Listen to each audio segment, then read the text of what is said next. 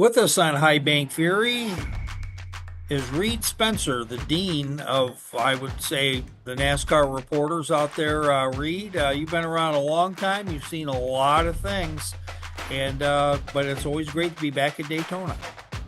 It certainly is. It's a pleasure. We're up here in the press box today, overlooking the speedway and getting ready to figure out which drivers are going to make the playoffs and which will be left out. Yeah, 14 of 16 are set. And what was very strange, I talked to Brad Keselowski yesterday, and I says, a month ago, it looked like there was a decent chance that all three of the RFK racers would get into the playoffs. And now he could end up holding ice, and none of them could get in, or at most one. Well, at most one, because all three of them are in the position where they have to win the race in order to make the playoffs. And so consequently, it's either win or bust for all three of them. No matter how many points they score, they cannot overtake either Alex Bowman or Tyler Reddick. So it's win or else. Yep, you're absolutely right. As far as taking a look at the race tonight, Chris Buescher has a much better record at the track than Ryan Preece with the win. He's got a couple of top five performances in the last seven, which is as far back as I have with my driver averages. And of course, Brad Keselowski, he's had some very good races here as well. Do you think any one of those three might get into the playoffs and win this race tonight, or is it a long shot for them? Well, it's always a long shot because picking any one driver in a field where you've got 30 potential winners is a long shot. But Brad certainly knows how to navigate what we used to call restrictor plate speedways, now drafting tracks. Brad has been an expert at that. He's got 6 wins at Talladega. He's won the summer race here at Daytona before. And so I would say of the three, he's probably the most experienced and certainly the most likely of those to win. Although, I would make Buescher a close second, Preece a long shot. But for any particular driver to win is a long shot, whether it's the cream of the crop or the bottom of the field. There's just too many variables, too many random things that can happen, too many wrecks that can take people out. So that being the case, that's why odds makers, when they handicap these super speedway races, nobody is particularly a strong favorite because anybody can win. Yeah. Well, with that, taking a look, NASCAR, they release their schedule this week. And on the other side of this 30-second break, we're going to talk about kind of the biggest surprise, the biggest, the races that came back this year, which tracks might ever get back a second race. We'll try to have Mr. Reid Spencer, the dean of NASCAR reporters out there, who's going to tell us a little bit about that next. This is Roy J. Akers for the High Bank Fury podcast. We are found multiple times weekly where we talk to NASCAR drivers, cover stories, and those that shape the sport. This is not just another podcast. We get exclusive content, talk fantasy NASCAR racing, and spill the news before other media outlets drop their take. We are on all podcast channels, the YouTube channel, and can be found on skyviewsports.net. Check out High Bank Fury, the podcast, today. There's a place no map will show you where GR cars turn into full-blown track beasts. Every apex we nailed, every second we shaved, it's all knowledge that goes right back into your ride. You in? Reid Spencer of the NASCAR Wire read you in your coverage of the race last night in the Wawa 250. That was a very interesting race, and it was just so great because we saw Connor Zilisch. He gets credit for the win, but he sat on the sidelines most of the race. That's absolutely right. And I thought the funny comment was that he made afterwards that the first 12 laps that he ran, which he laid over and went to the back of the field, he said, my father could have done that. So, and then Parker Kligerman got in the car, drove it to the front of the field, and ended up in victory lane, which was a real redemption for Parker, who was disqualified after taking the checkered flag in the truck race here at Daytona in February. So even though Parker's name will not show up in the record book, that was the first time since 1907 when Denny Hamlin got in the car at the Milwaukee Mile after Eric Almirola started the race, that a driver had won in a relief role. And so, I was happy for both of them. It gave Connor Zilisch a 7th win on the record, statistically, tying Christopher Bell for most wins by a rookie in the Xfinity Series in the history of the series. And so that's important, but likely Connor will win at least a couple more races before the end of the year, the way the 88 is going. And there you have it. We're going to come back to Connor Zilisch as our kind of cherry on the top topping here at the end of the show. But right now, the NASCAR 2026 schedule was released this week. Were there any surprises for you? Well, I mean, there were some things that were notable. We had heard about the shift in date for Dover and making Dover the All-Star race. That's kind of a surprise because typically Dover used to have 2 points races. It used to have 2 500-milers back in the day. Now it's a 400-mile race this year. And next year it's going to be an all-star race with the format unknown at this point. And a non-points race certainly didn't make Denny Hamlin happy because he won that race and certainly thinks that Dover deserves to have a points race. So that was kind of a surprise. The thing that really surprised me was moving Watkins Glen to the May 10th date, which is early. It's going to be 40 degrees when we wake up there. They're going to race in 60 to 70 degree weather. So it'll be quite different from the summer race that it has been. It has typically been a race where people go on vacation, maybe for their last week or so of vacation. And with the May 10 date, it'll be within the school year. And so I just have to wonder what's going to happen with the camping there. But I'm anxious to go there and see what it's like in the spring. I just learned recently that is NASCAR's most lucrative track because there's something going on there every day, whether it's school cars, club cars, or concerts. Something is happening at Watkins Glen almost all the time, and they rake in the money. So it'll be interesting to see what it's like in the month of May. Yeah, with that, several tracks have lost their second date to go back to one. And other tracks, once they disappear, they never come back. But that's not what happened at Chicagoland. Do you think the Chicago street race was kind of a teaser to see if fans might go back to Chicagoland? Well, I think that the Chicago street race will be back. Whether that means that Chicagoland Speedway is a one-hit wonder or not remains to be seen. But the street race is where they want to be in the center of the city. Basically, the city fathers there, the city government, did not like the fact that we were racing there on the 4th of July weekend because there's just too much else going on in Chicago around that time. So what they're trying to work out for 2027 perhaps is a date that moves off the 4th of July. And like I say, what that means for Chicagoland remains to be seen. But I'm happy that we're going back to Chicagoland because it's an intermediate speedway. The Gen 7 car, which is in use now and has been since 2022, is most effective and has produced the best racing on intermediate speedways, mile-and-a-half tracks, downforce speedways. And so I'm happy that we're going back there, and I expect a really interesting race. And a very exciting race there next year. Yeah, I'm excited that NASCAR has made the decision to go there for all the reasons that you outlined, and it's going to be up to the Chicago fans to go ahead and pack that track. It sounds like a lot of people really enjoyed it, and we'll see if they can continue on that tradition. Absolutely, and I think the Chicago street race will be back in 2027.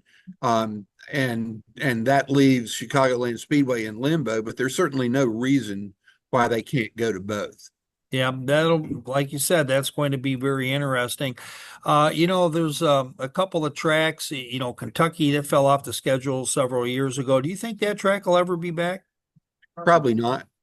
I think they have some events there, they have some school cars there, but it's not, because of the history of Kentucky Speedway there, and the mess that it was the first year they went there. I don't think there's any big movement to bring Kentucky back at this point. Yeah. What about tracks? There's several that lost their two dates. Do you think that NASCAR will ever bring a second date back there? I mean, they did for Atlanta after they lost their date for a while, but everybody else, whether it's Pocono, Michigan, New Hampshire, Dover, and Texas, and a few other tracks, it seems like they're a one and done.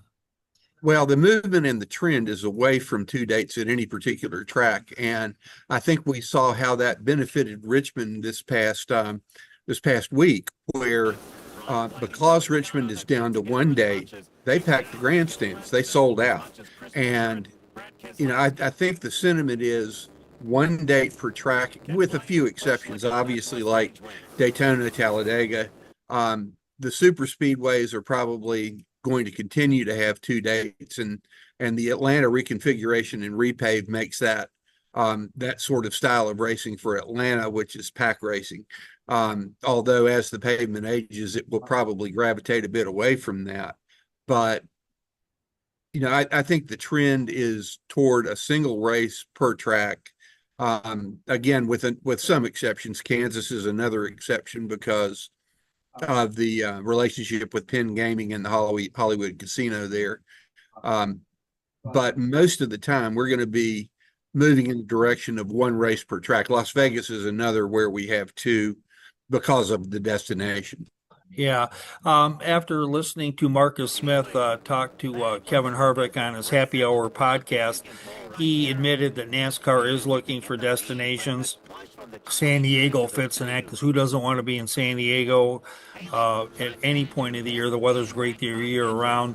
You're talking about Las Vegas, Miami having the season-ending race next year. Who doesn't want to be in Miami in November? I don't know anybody that doesn't. Well, I tell you, if it's raining, I don't. But aside from that, if it's sunny South Florida, then we'll definitely do it. Well, on the flip side of this 30, Reid, we are going to go ahead and the world's worst kept secret was let out of the genie's bottle today, and that's with the announcement with Connor Zilisch. We will fill in all the blanks in just a moment. NASCAR but don't know who to root for? Toyota's got you covered. This guy went from dirt tracks to cup cars. This new kid is all gas, no brakes. And him, just a 3-time Daytona winner, no big deal. That's just a taste of our team of legends. Now you're up to speed. You in? This is Roy J. Akers for the High Bank Fury podcast. We are followed multiple times weekly where we talk to NASCAR drivers, cover stories, and those that shape the sport. This is not just another podcast. We get exclusive content, talk fantasy NASCAR racing, and spill the news before other media outlets drop their take. We are on all podcast channels, the YouTube channel, and can be found on skyviewsports.net. Check out High Bank Fury, the podcast, today. With us, NASCAR insider Reid Spencer. Reid, the press conference today that happened with Connor Zilisch, Justin Marks and company was out there. Everybody knew that Connor Zilisch was going to race for Trackhouse, but now we have the official announcement. Yeah, yes, we do. And Trackhouse wasn't about to let Connor Zilisch get away to anyone else. They've got him in the Cup car next year with the number still to be determined, but he replaces Daniel Suarez, who is exiting the 99 car this season. And with both Connor Zilisch and Shane Van Gisbergen racing for Trackhouse, it's a question of whether anyone else will ever win a road course race, because they are both exceptional road course racers, and they have combined to win the vast majority of them this year. So it'll be interesting to see that pairing, because they will be also fighting against each other, and that has already proven interesting in several of the road course races so far this year. Over, the last 20, 30 years, the big teams have been poaching most of the drivers. They've been signing them. They got the resources to do it. You think it's a new day when you sign a potential superstar in the sport? You got SVG. Now you've got Mr. Zilisch there. I mean, do you feel like Trackhouse is on the way to becoming their own powerhouse? Yeah, I hope so. I mean, that's the goal. That's the goal. I mean, I think the really big lift for us now is building a company that can put really, really fast race cars on the racetrack so these guys can go win. And I think if these guys are winning a bunch for Trackhouse, then we're well on our way. And so that means, investing in engineering depth and quality control and just bringing really talented people in and building a race team that operates like the big race teams, just so when we go to the racetrack and we miss it, we run 8th or 10th, not 30th. And so it's a big project that we're doing right now. And certainly my goal is I've got one goal, and it's to be the best team in this sport. It's going to take time. It's going to take investment. It's going to take people that believe. But that's what I'm trying to achieve. And basically, as you know, Reid, this has been in the fold for a long time because Chevy, everybody put this one together. That's absolutely true. And of course, both Connor Zilisch and SVG, Shanes Van Gisbergen, have the support of Red Bull, which is a huge benefit to both of them. And with that, we also have in the green room, we have Connor Zilisch and we have Reid Spencer. And Lee, she asked him the question. She says, do you think you're going to tie the SVG record for rookie wins in a season? Said you didn't have any expectations, but last night you were thrilled to match Christopher Bell's record for most wins for a rookie season. Now you got to go and beat SVG's record of 4 wins in a rookie season. Can you do that in 2026? Not setting expectations. I didn't set expectations for this year, and it's gone well for me, so I'm not going to do it next year, and hopefully the results stay the same. Yeah, but you know about the record. I know about that one, but there's no point in chasing stats. It's a rabbit hole that you can get stuck going down trying to chase numbers and stats. It's I just try to enjoy the moment and have fun. Well, we find out that Connor Zilisch is not putting any goals on himself, Reid. I think 4 is a very tough number for any NASCAR driver, even someone is probably sliced bread like Connor. Well, that's true. Although I will say that at this point in his career, he is farther advanced than SVG has been on the ovals. Zilisch has already won on ovals, and even though it's the Xfinity Series, he does have that history. So he may have a wider array of possibilities for victories next year than SVG did in his rookie season. And of course, he's half of SVG's age. I mean, SVG's 36 years old, and Connor Zilisch being 18, so he's got all that going for him. And I think the perfect sponsor for him is Wonder Bread. I mean, he is sliced bread. He's kind of like the fresher version of Joey Logano. Well, you can't borrow that nickname because that was Joey, and Joey as sliced bread in his teen years with Joe Gibbs Racing didn't do as well as we expect Connor to do next year. So Joey really blossomed when he went to Team Penske. So we'll keep the loaf whole for now. Yeah. Well, with that, any final comments for you, Reid? No, I'm just thrilled to have Connor Zilisch in the Cup Series for next year. I think it's going to create a lot of excitement and some competition on the road courses. Yeah. Sometimes I get bummed when the stars retire from NASCAR, whether it's Kevin Harvick or Dale Earnhardt Jr. or Jimmy Johnson, and some of them at the natural evolution of things. And you're like, who's going to take their spot? But NASCAR, between Jesse Love, between Connor Zilisch coming in, between a couple of other guys, even SVG, the older rookie, who's now like a third-year driver or a rookie now in the Cup Series, they're filling the gaps very, very well. They are indeed, and there are really more talented young drivers out there right now than there are seats in Cup for. Yeah. And with that, well, we want to thank our NASCAR insider, Reid Spencer. Reid, where can we read you and find out all things that go on here in the world of Reid Spencer and your agency?